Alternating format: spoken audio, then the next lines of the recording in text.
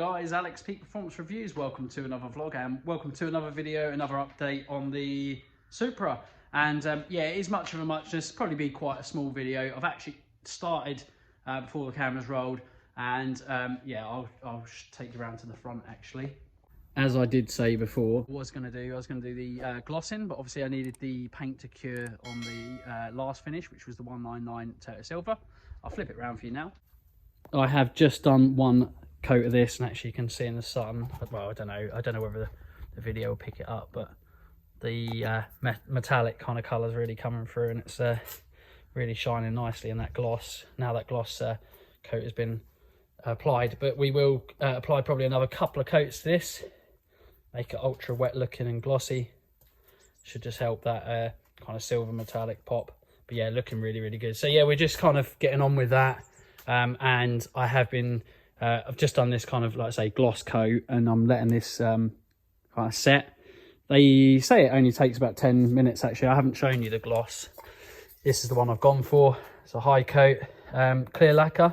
Can get it on Amazon, really good price as well, so I'll give you a link in the bio for that. Really good stuff, very reputable, and everyone talks about how good that one is. So yeah, it only takes about 10 minutes between coats. Normally when you do one coat of lacquer, they call it the tack coat. So it's the first coat, and that coat will be the coat that kind of just goes on, and your second coat will be the one that really starts to really gloss.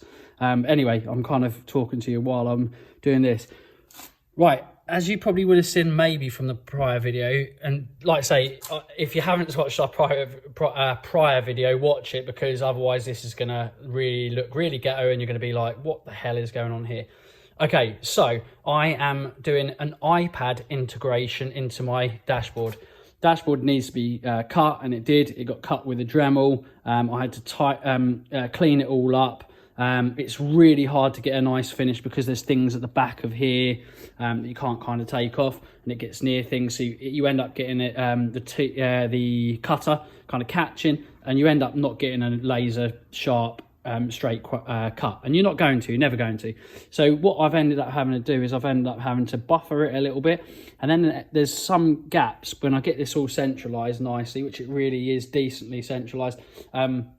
There's some gaps here and there, and what I'm doing, or what I've done, is I've effectively used what works like a polyfiller almost in a or grouting, and I've used no-nails, and it also doubles as glue, and we need that. So there was a massive gap here because obviously it has to sit back and sit flush, and it's just the way the curvature of the panel is down the bottom here. And that's the only way you're going to get one of these iPads in here. iPad mini latest gen. But yeah, what I've done is I've put some of this in there.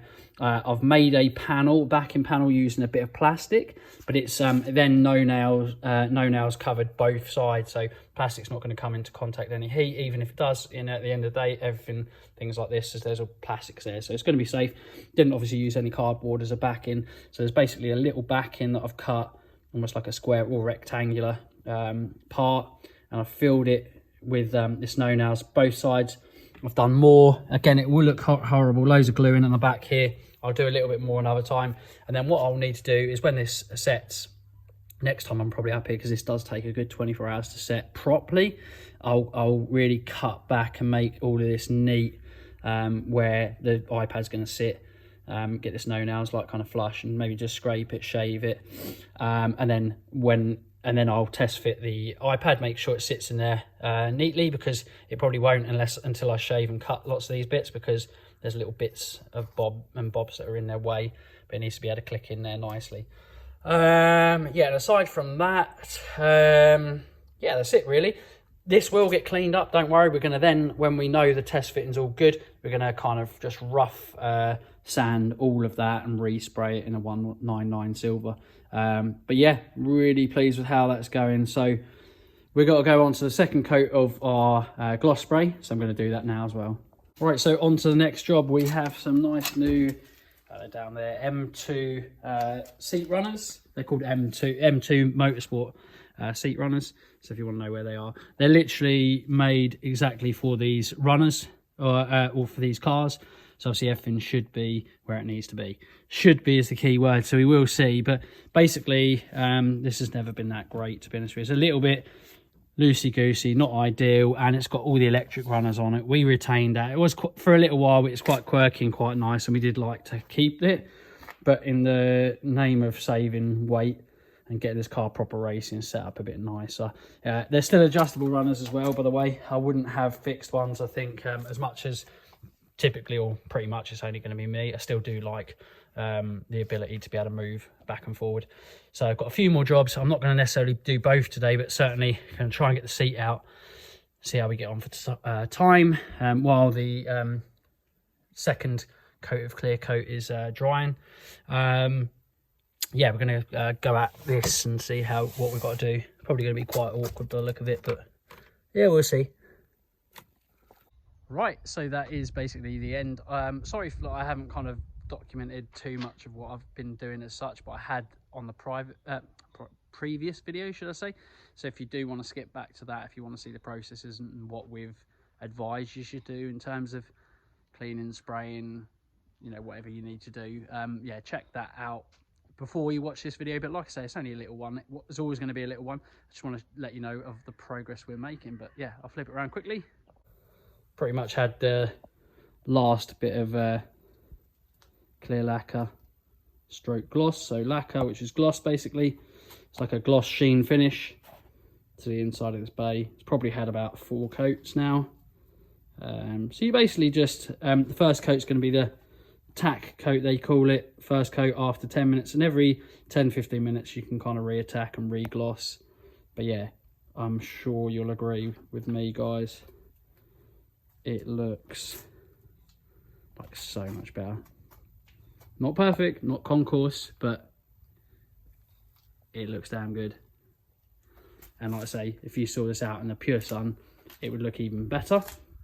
And I will do that another day, but I'm not going to today. But anyway, that is how you kind of rattle can spray an engine bay on the cheap, and by just wrapping and doing things, so you don't have to have everything out, just basically engine, you know, drive shaft, gearbox, etc.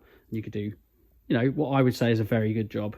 So yeah, I'm happy anyway, so I'm chuffed. Say I'm happy. I know everyone wouldn't be happy with that level, even though it's really good, really good. It's not concourse, you know, but then the car's not going to be a concourse. It's going to be getting battered around on the front end, you know, stone chipped, etc. Because it's going to get raced. It's going to get used how it needs to be used. It's not going to be just sitting, you know, not doing anything. But obviously, once that motor is going to be in, that motor is going to be an absolute work of art. So it's going to be, it's having a nice engine bay. It's going to just zhuzh the centerpiece, which is going to be obviously the engine. We can't wait to get that back. Hopefully, last parts from America are going to leave in the next couple of weeks, ish, 2-3 weeks. Other parts are still coming in from UK, Japan.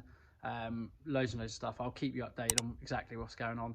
But yeah, that's that for now. We did start doing the seat, which I did tell you about, but I need to put power to the electric rail because I can't get to the front bolts, which is typical. But you know, we'll do that another time. But that's the end of this video. Like I say, it's a fairly short one. Any comments and any questions you've got, please hit us up in the comment section. Thank you guys so much for watching. As always, like, share, comment and subscribe, and we'll see you again in the next one. Bye for now.